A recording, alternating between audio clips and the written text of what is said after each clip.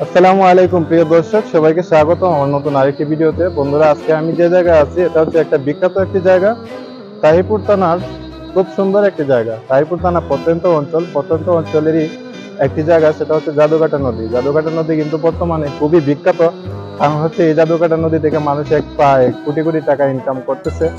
আর এই এই নদীর মাধ্যমে কিন্তু অনেক মানুষের জীবিকা নির্বাহ হয়। আর এই নদীতে কিন্তু প্রচুর খনিজ সম্পদ আছে।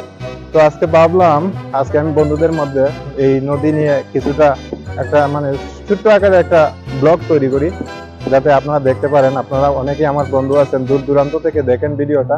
তো অবশ্যই আমি দেখাবো আজকে এই জাদুঘরটায় কি কি আছে। তো বন্ধুরা, যদি ভালো লাগে অবশ্যই একটি লাইক, একটি কমেন্ট এবং সাবস্ক্রাইব করবেন। আর আপনারা দেখতে থাকেন আমার এই ব্লগটি। তো আমি আজকে এই ব্লগে আপনাদেরকে, সংক্ষিপ্ত একটা ব্লগে আপনাদেরকে দেখাবো এই জাদুঘরটার মধ্যে কি কি আছে, এবং জাদুঘরটায় মানুষ কিভাবে জীবিকা নির্বাহ করে, কিভাবে মানুষ কাজ কাম করে।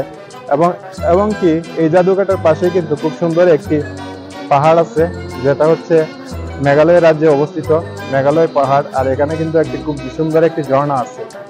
আর এই যে আপনারা দেখতে পাচ্ছেন, এই যে সেম যে জায়গায় আমি আপনাদেরকে ইঙ্গিত করছি, সেই জায়গাটায় কিন্তু শাহরফিন রহমতুল্লাহ আলাইহির মাজার আছে। তো অবশ্যই আপনারা যারা আসবেন, আসলে কিন্তু আপনারা খুব সুন্দর জিনিসই দেখতে পারবেন, খুব সুন্দর। আর এই এলাকাটা হচ্ছে সুনামগঞ্জের মধ্যে খুব সুন্দর একটা জায়গা, আর পর্যটকদের জন্য তো খুবই আকর্ষণীয় এবং খুবই মনোরম একটি পরিবেশ।